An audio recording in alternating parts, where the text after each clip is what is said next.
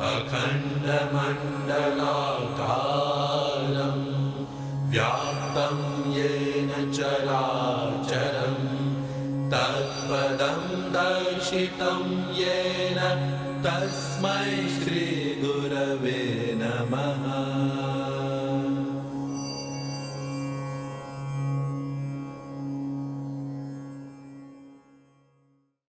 जब हम गुरुजी से मिले तो हम लोग बहुत छोटे थे। पहले पापा मिले, फिर पापा ने बताया कि गुरुजी हैं एक, तो उनसे दीक्षा लेनी है। तो तब मैं शायद 8th क्लास में थी, तब गुरुजी से साधना ली। उसके बाद गुरुजी ने हमें साधना दी। हम लोग करते ज़रूर थे, लेकिन हमें समझ नहीं आता था कुछ भी ना, ऐसा कुछ फील होता था इतना साधना में। लेकिन गुरुजी हमारे लिए एक बहुत बड़ा विश्वास थे।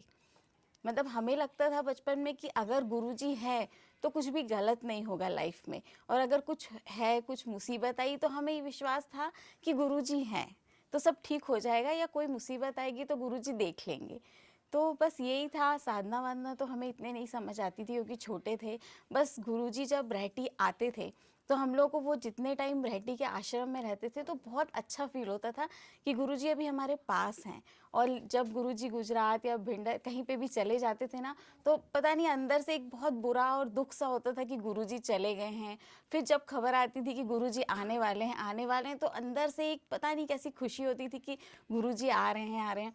फिर जब हम भोपाल शिफ्ट हुए तो कई बार गुरुजी भोपाल होते हुए आते थे, तो मतलब इतना अच्छा लगता था कि गुरुजी आ रहे हैं।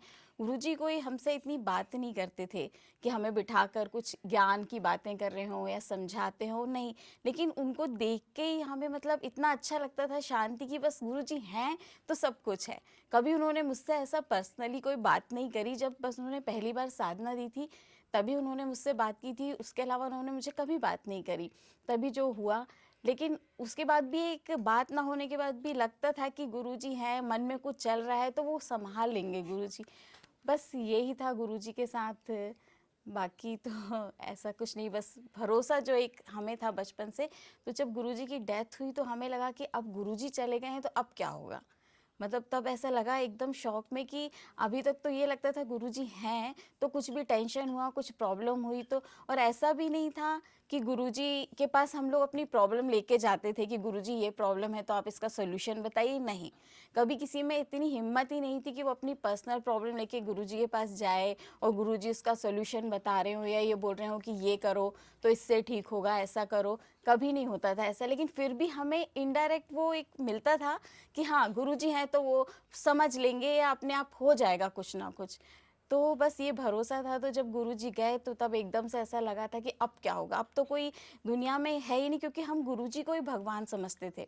तो हमें लगा लगा एकदम कि भगवान ही चले गए हैं, अब हमें कौन देखेगा ऐसे करके। लेकिन फिर धीरे धीरे लगा कि नहीं, गुरुजी ना होते हुए भी हैं हमारे साथ और वो हमेशा हमारे साथ रहेंगे। बस यही कहना है।